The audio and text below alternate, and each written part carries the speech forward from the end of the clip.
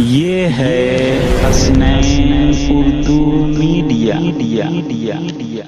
مصليا أما بعد فقد قال الله تبارك وتعالى في القرآن المجيد والفرقان الحميد أعوذ بالله من الشيطان الرجيم بسم الله الرحمن الرحيم إنك لعلى خلق عظيم وقال النبي صلى الله عليه وسلم إنما بعثت لأتمم مكارم الأخلاق.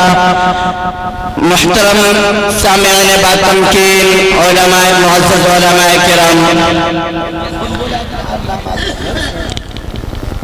حضور صلی اللہ علیہ وسلم کے متعلق بجا طور پر کہا گیا ہے کہ لا يمكن التناو كما كان حقه، کہ آقا دو جہاں صلی اللہ علیہ وسلم کی ذات گرامی کی تعریف و توصیف کرنا ان کی شایان شان کے مطابق ممکن نہیں.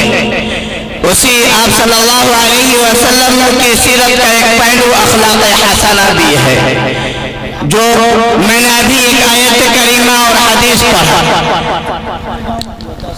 اگر ہم سیرت کا مطالعہ کریں تو ہمیں پتہ چلتا ہے کہ انسانی زندگی کا کوئی گوشہ ایسا نہیں جس کے متعلق آپ صلی اللہ علیہ وسلم نے کوئی اصول، کوئی ضابطہ، کوئی رول نہ بتایا.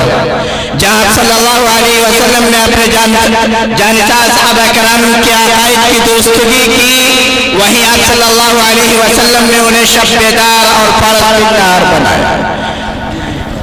آپ بخاری شریف کی روایت ہے، آپ صلی اللہ علیہ وسلم فرماتے ہیں ان خیارکم احاسنکم اخلاقا، کہ تم میں سب سے بہتر لوگ، سب سے اچھے لوگ وہ ہیں جن کے اخلاق اچھے ہیں.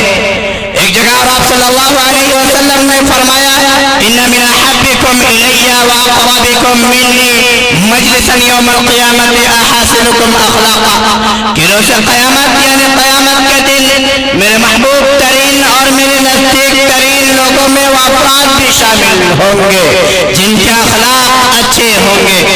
امام معطا مالک رحمۃ اللہ علیہ کی روایت ہے، حضرت معاذ بن جبل رضی اللہ عنہ فرماتے ہیں آخر ما اوصانی به رسول اللہ صلی اللہ علیہ وسلم حين وضعت رجلی فی الغرس ان قال احسن خلقك للناس یا معاذ بن جبل، یعنی آخری وصیت جو آپ صلی اللہ علیہ وسلم نے مجھے کی تھی جب میں نے اپنا پاؤں اپنی سواری کے رکاب میں رکھ لیا تھا، وہ یہ تھی کہ آپ صلی اللہ علیہ وسلم نے فرمایا تھا کہ اے معاذ اپنے اخلاق کو بہتر بناؤ.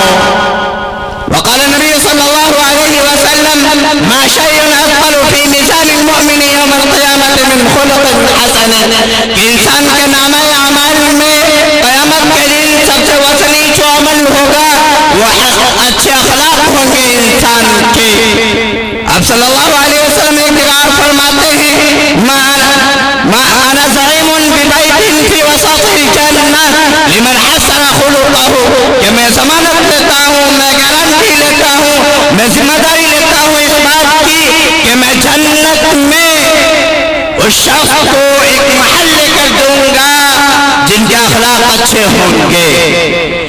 ان المؤمن لا يدرك بحسن الخلق من درجة الصائم القائم، کہ مومن انسان کے اچھے اخلاق کی وجہ سے وہ درجہ پا لیتا ہے جو صائم اور قائم کا درجہ ہے. صائم اس کو کہتے ہیں جو دن بھر روزہ رکھے، اور قائم جو رات بھر نماز پڑھے، یعنی پوری رات نماز پڑھنے والے اور روزہ رکھنے والے کا ثواب اصل اخلاق ہے. دوستو یہ زبانی دعویٰ نہیں ہے بلکہ آپ صلی اللہ علیہ وسلم خود اخلاق حسنہ کی بلندی پر فائز تھے، جس کی گواہی قرآن نے بھی دی ہے. قرآن کہتا ہے جنگ کی چوٹ میں گواہی دیتا ہے انک لعلی خلق عظیم، کہ اے نبی آپ اعلیٰ درجے کے اخلاق کے حامل ہیں.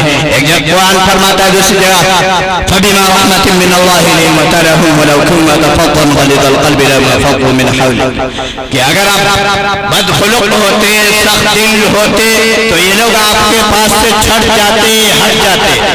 یہ جو ایمان پھیلا ہے، اسلام پھیلا ہے، یہ جو ہم ایمان والے ہیں، ہم تک جو اسلام آیا ہے یہ اخلاق کی وجہ سے ہی آیا ہے. یاد رکھیے نبی پاک علیہ السلام نے اتنی تکلیفیں جھیلی ہیں، آپ کے عالی اخلاق کا اندازہ طائف کے واقعہ سے اور آپ جنگ احد سے اور فتح مکہ سے لگا سکتے ہیں کہ آپ صلی اللہ علیہ وسلم جب طائف گئے تو طائف کے سرداروں نے آپ کو اوباشوں کو اور بدماشوں کو آپ کے پیچھے لگا دیا. وہ آپ کو پتھر مار رہے تھے, آپ کے پنڈلی سے خون رسنے لگا اور جوتیاں بھر گئی. اس وقت ایک پہاڑ ایک بادل منڈلایا اور حضرت جبریل علیہ السلام کہے کہ پہاڑ کے فرشتے نگراں ہیں, آپ اگر اجازت دے حکم دیں تو یہ پہاڑ کے فرشتے جو پہاڑ کو ملا کر اس طائف والے کو سپہ ہستی سے مٹا دے. لیکن آپ صلی اللہ علیہ وسلم کو قربان جائے, آپ صلی اللہ علیہ وسلم کی زبان پر کیا تھا کہ اللہم اہد قومی فإنہم لا یعلمون, اے اللہ میرے قوم کو ہدایت دیتے, یہ جانتے نہیں ہے. اور بخاری شریف کی روایت ہے کہ آپ صلی اللہ علیہ وسلم نے کہا کہ اللہ تعالیٰ اس میں ایسے لوگ پیدا کریں گے جو اسلام کو اور توحید کے ماننے والے ہوں گے. واقعہ بہت ہیں, بہت سارے آپ صلی اللہ علیہ وسلم کی قربانیاں ہیں. جو لوگ کہتے ہیں کہ تلوار سے اسلام پھیلا وہ غلط کہتے ہیں, بلکہ اخلاق سے پھیلا, آپ کے اخلاق. اور آپ نے جنگ احد میں جب آپ کے چہرے مبارک پر جو تلوار ماری گئی, عبداللہ بن امیہ جو آپ کو تلوار مارا, اس کی خود آپ کے چہرے میں پیوست ہو گئی. اس وقت ابو دجانہ رضی اللہ عنہ جھک کر سپر بن گئے اور حضرت ابو طلحہ رضی اللہ عنہ جو ہاتھ سے تلوار کو روکتے آپ کے ہاتھ سے کٹ جاتی ہے. اس وقت آپ نے فرمایا تھا اللہم اغفر لقومی فإنہم لا یعلمون, اے اللہ میری قوم کو معاف فرما دے وہ جانتے نہیں. ایسے اللہ حضور صلی اللہ علیہ وسلم نے بہت قربانیاں دی ہیں. ابھی ٹائم نہیں ہے, وقت کی قلت پر دامنگیر ہے, اس لیے میں اپنی بات کو ہی ختم کرتا ہوں. وما توفیق الا باللہ. اور میں ان دو حافظوں کو مبارکباد دیتا ہوں. یہ حافظ قرآن سینے سے لگانے کے لائق ہیں, دل میں بسانے کے لائق ہیں. اور ایک بات اور بھی بتا دوں, جتنی فضیلتیں ان کی اتنی وعیدیں بھی ہیں. اگر اس نے قرآن کو بلا دیا, پچھے پوچھ ڈال دیا, تو قیامت کے دن وقت محشر میں یا صلی اللہ علیہ وسلم کی سفارش سے محروم رہ جائے گا. اب جانتے ہیں کہ تمام انبیاء کرام سفارش کرنے سے معذرت کر لیں گے. آپ صلی اللہ علیہ وسلم اللہ تعالیٰ سے سفارش کریں گے, سجدے میں گریں گے, آپ کو کہا جائے گا کہ مانگیے جو مانگتے ہیں, آپ سفارش کریں گے. پھر سفارش کریں گے تو کچھ لوگوں کو جنت میں ڈال دیا جائے گا. پہلی مرتبہ, دوسری مرتبہ, تیسری مرتبہ, چوتھی مرتبہ جب کہا جائے گا تو کہے گا کہ جہنم میں سے دو لوگ بچ گئے ہیں, ایک الا من حبسہ القرآن, جس کو قرآن روک رکھا ہے, جس نے قرآن کو بھلا دیا تھا, دوسرا ووجب علیہ الدخول, جو ہمیشہ جہنم میں رہیں گے. میں یہاں کے محتمین اور سرپرست اور میں اپنے ساتھی ناصر صدیقی میرے درسی ساتھی بھی ہیں, اور میں مولانا نور العین صاحب ندوی کو بھی مبارکباد دیتا ہوں کہ وہ دین کا کام کر رہے ہیں. اللہ تعالیٰ ان مدارس کو ترقیات سے نوازے اور دین کا کام ہم سب سے علم نبوت اور نور نبوت کے ساتھ لے لے, ہمارے اندر اخلاص اور اخلاص کے ساتھ لے لے. اللہ تعالیٰ ہم سب کے سے جن کا کام بہت مبارک کے لائق ہے.